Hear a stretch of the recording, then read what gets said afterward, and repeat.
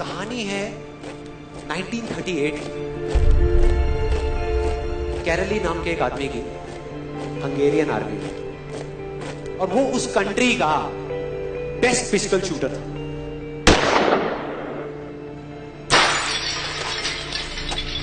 जितनी भी national championships हुई थी उस कंट्री में, उसको वो जीत चुका था।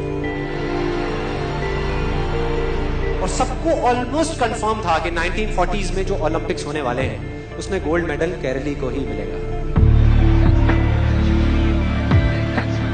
और उसने सालों से ट्रेनिंग करी थी।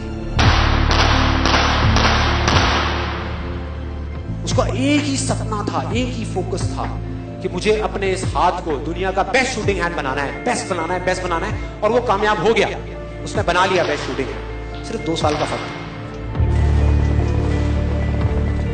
1938 में एक आर्मी का ट्रेनिंग कैंप चल रहा था। क्योंकि वो आर्मी में था तो एक एक्सीडेंट हो गया। उसके उसी हाथ में जिससे उसने गोल्ड मेडल जीतना था, उसमें एक हैंड ग्रेनेड फट गया और वो हाथ चला गया। जो उसका सपना था, जो फोकस था, सब खत्म।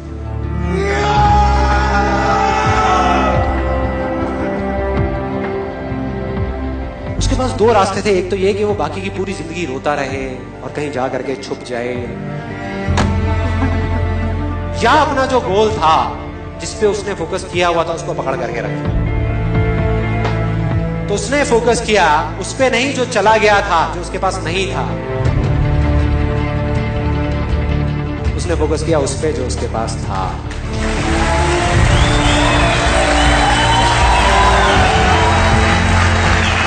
जो उसके पास था। और क्या था उसके पास में? एक लेफ्ट हैंड,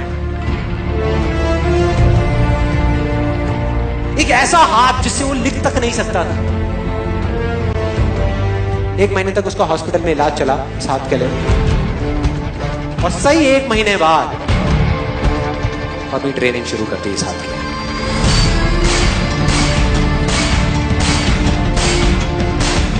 ट्रेनिंग के 1 साल बाद, मतलब कि 1939 में वो वापस आया।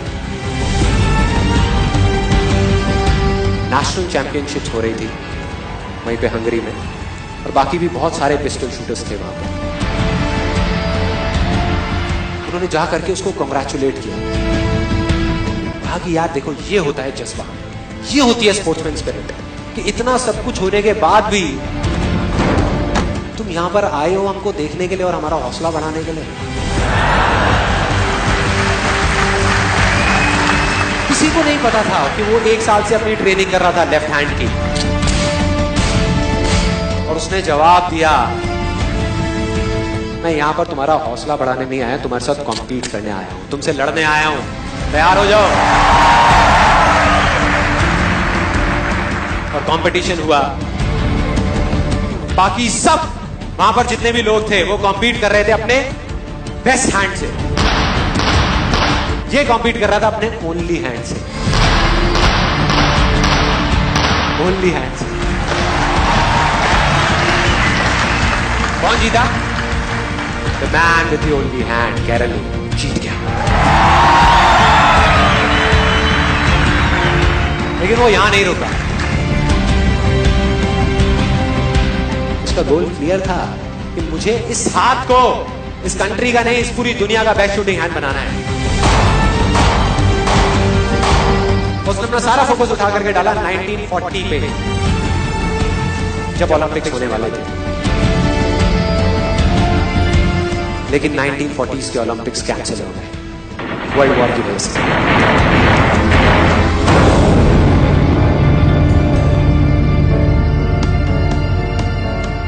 उसने अपना सारा फोकस उठा करके कहां डाल दिया? 1944 में जो ओलंपिक्स होने वाले थे उसके ऊपर। और 1944 में जो ओलंपिक्स होने वाले थे वो भी कैंसिल हो गए वर्ल्ड वॉर की वजह से। फिर से कैंसिल।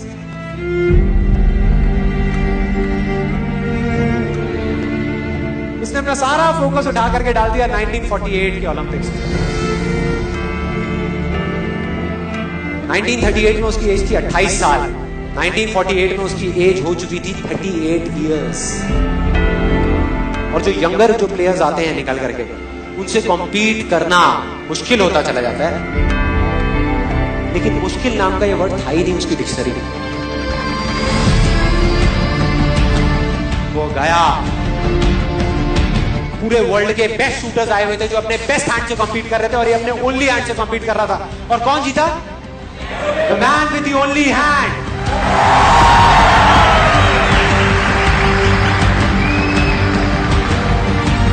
लेकिन वो तब भी नहीं रुका। 1952 ओलंपिक्स,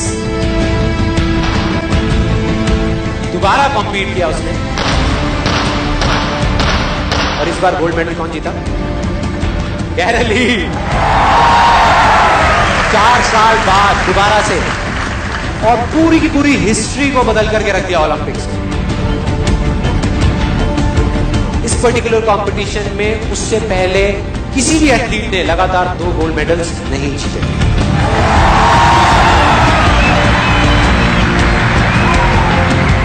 अब किसी भी लूजर के पास चले जाओ, उसके पास लिस्ट होगी बहानों की कि मैं इस वजह से फेल हुआ अपनी लाइफ में, इस वजह से मैं कुछ नहीं कर पाया। बहुत लंबी लिस्ट है। दूसरी तरफ विनर के पास चले जाओ, उसके पास में 1000 वजह होगी वो ना करने की जो वो करना चाहता है, सिर्फ एक वजह होगी वो करने की जो वो करना चाहता है, और वो कर जाएगा।